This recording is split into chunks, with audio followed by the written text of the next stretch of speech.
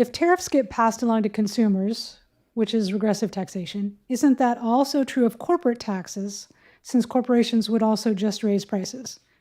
Is there any source of tax revenue that insulates individual taxpayers from this effect? Yeah, I mean, actually, there's a lot you can add to that list. So if you were to say, I'm going to have a mandate for a higher minimum wage, right? That could be passed on via price increases.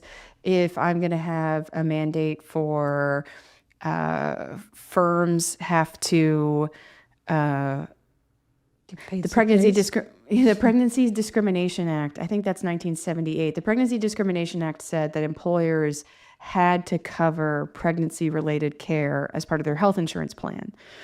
And there was, a study afterwards that was like, okay, so how did women 25 to 40 do in workplaces that had to expand health insurance coverage? Their wages went down, or their wages grew slower than everybody else's. So we think there is a statutory incidence and an actual incidence of every tax and cost that exists.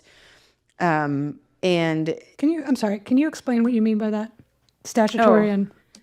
So I tell a company, you need to pay for health insurance for your pregnant employees. You can't cover everything but pregnancy and delivery. So then they have to pay for it. And in the statutory incidence is companies now have to pay for that health insurance coverage. But the actual incidence is that whatever more it costs them, they're just going to pass it down onto their employees. And in this case, employees who will drive that cost, women of childbearing years.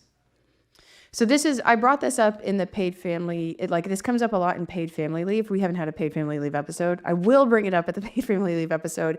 This is one of the things I worry about the most with paid family leave is that a lot of people come out guns blazing and they're like, we need 5 years of leave, or we need 1 year of paid leave. And there's 1 year for each parent. Yeah. Yeah. It's going to be women who take it, not men. And there's no way that's not going to result in the incidence of paid leave falling on all women of a childbearing age, either through lower wages or through lower hiring rates. So it's, if companies have to pay more in taxes, they probably pass it on to you. When they have to pay their version of their half of Social Security, widely thought that they pass it on to you through lower wages. And anyone who can, pass through a cost, companies will pass it on through either prices or wages.